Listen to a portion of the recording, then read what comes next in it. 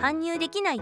防水パンの内寸を測らないと洗濯機入りません。今回は洗濯機置き場編です。まずは防水パンの内寸、横と奥行きをしっかりチェックです。次に高さ、パンの底から蛇口までの距離を測っておきましょう。蛇口が左右どっちか、排水口の位置も忘れずに写真で記録。測った数字はすぐに間取り図へメモしておくのがコツです。1、横×奥行き。2、高さ。3、写真。4、図面メモ。